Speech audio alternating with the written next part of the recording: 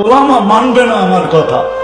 আমি তো বলি এই উম্মতকে আল্লাহ দুনিয়ায় পাঠাইতে চান না, আমাদেরকে নির্বাচিত করার পরে, বাছাই করার পরে, আমরা কিন্তু বাছাইকৃত, ওয়াজতাবাকুম, আল্লাহ আমাদেরকে বাছাই করেছেন উম্মতে মুহাম্মদী হওয়ার জন্য। আল্লাহ বাছাই করার পরে জান্নাতে পাঠায়া দেওয়া দরকার ছিল, কিন্তু আল্লাহ আমাদেরকে দুনিয়ায় পাঠাইছেন কিয়ামতের দিন যেন কেউ আঙ্গুল না উঠাইতে পারে। কান্না সুহাদা আলান নাস, কিয়ামতের দিন আমরা সমস্ত উম্মতের উপরে আল্লাহর পক্ষে সাক্ষী হিসাবে আল্লাহর পাশে স্টেজে দাঁড়াবো। ওই দিন যেন কেউ না বলতে পারে এরা তো দুনিয়াই দেখে নেয়, এরা সাক্ষী দিবে তো দিবে কি করে, এরা কি করে সাক্ষী দিবে? এই জন্য আল্লাহ ছোট একটা জীবন দিয়ে আমাদেরকে পাঠাইছেন 60-70 বৎসর। আবার ওইটার থেকে 2 পর্বে আল্লাহ মাফ করে দিয়েছেন। 2 পর্বে, প্রথম পর্ব হলো যতক্ষণ পর্যন্ত প্রাপ্ত বয়স্ক না হয় এই 15 বৎসর কারো হিসাবের ভিতরে আসবে না, কারো বিরুদ্ধে যাবে না, মাপ মাসুম নিষ্পাপ। এটা হলো প্রথম পর্ব মাপের। দ্বিতীয় পর্ব, আমরা 24 ঘন্টা যতক্ষণ ঘুমায় থাকি কলম উঠায় ফেরেশতা বসে থাকে, রুফিয়াল কলম আনিন নাইম হাত্তা ইয়াস্তাইকিন, যতক্ষণ পর্যন্ত ঘুমের থেকে না উঠবে কলম আমার বিরুদ্ধে কিচ্ছু লিখবে না, পক্ষে লিখতে পারে। 2 পর্বে আল্লাহ আমাদেরকে মাফ করে দিয়েছেন। আর রইল তো রইল কতটুকু। এই জন্যই আমি বলি আল্লাহ অল্প সময়ের জন্য পাঠাইছেন, শুধু প্রমাণ দাঁড় করানোর জন্য। যদি কেউ আঙ্গুল উঠায় এরা সাক্ষী হলো কি করা, এরা তো দুনিয়াই দেখে না, আল্লাহ পা উঠায় দিয়ে দেখায় দিবে, দেখ এখনো পায়ের নিচে দুনিয়ার মাটি লাগানো আছে, এরা দুনিয়া দেখা আসছে, পাড়ায় আসছে দুনিয়া। এই জন্য আমাদেরকে দুনিয়ায় পাঠাইছেন, নাহলে এই উম্মতকে পাঠাইছেন। আবার কখনো প্রোগ্রাম করেন ওরকম শোনা যাবে না।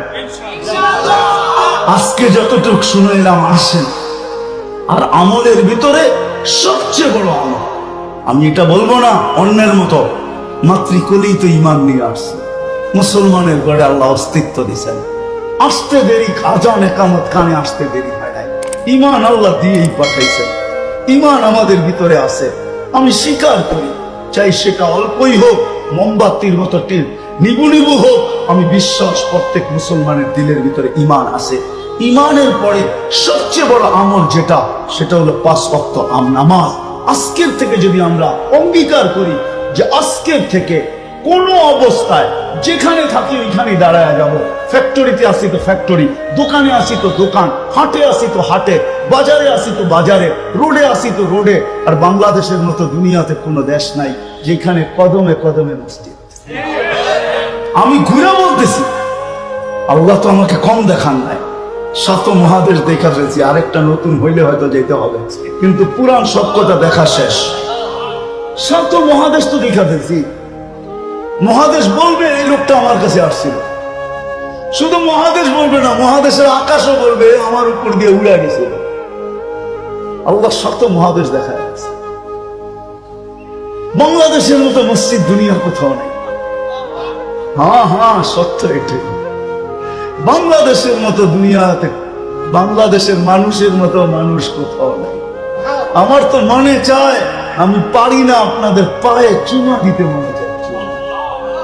দুনিয়া ঘুরার পরে, এর আগে না, ওলামা আমাকে কি বলবে না বলবে আমি জানি না, এরকম আশেক আল্লাহ দুনিয়ার কোথাও আমি পাই নাই। কোন সামিয়ানা নাই, নিচে শুধু চাটাই পর্যন্ত নাই, মাটিতে লেপটি পাইতা বৈশা আল্লাহ আল্লাহ রসুলের কথা এতক্ষণ শুনে, দীর্ঘ রাত পর্যন্ত শুনে, ফজর পর্যন্ত শুনে, সারা রাত্র শুনে, এরকম দুনিয়ার কোন দেশ পাই নাই আমি। এশারের পরে আধা ঘন্টা কাউকে বসানো হয়, আমাকে বুঝাইতে হবে না। আমি দুনিয়া ঘুরা বলতেছি, মিডিয়া দেখা বলতেছি না, আমি তো চোখে দেখা বলতেছি। আল্লাহ আমাকে নিয়ে গেছেন, কম তো দেখি নাই দুনিয়া, তাহাদিসে নেয়ামত বলতেছি। 99টা দেখা শেষ, কালকে 1 রান বাকি সেঞ্চুরি হওয়ার জন্য দোয়া করেন। কখনো সুযোগ পেলে ওই রান পিটায় নি বলে ইনশাআল্লাহ। আবার হইতে পারে এক বলে 6 রান হইতে পারে, আছে আমাদের সিস্টেম আছে, 1 সফরে 5টাও হইতে পারে।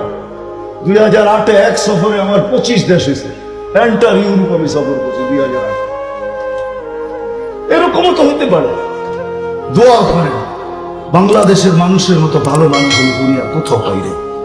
এই জন্য বলতেছি, আমার মনে চায় আপনাদের পায়ে চুমা, এরকম আশেক আমি কোথাও পাই না। আল্লাহ আল্লাহ রসুলের কথা শুনে এরকম কোথাও পাই না। আমার মনে হয় এই জন্যই আমাদের দেশটা বেঁচে আছে।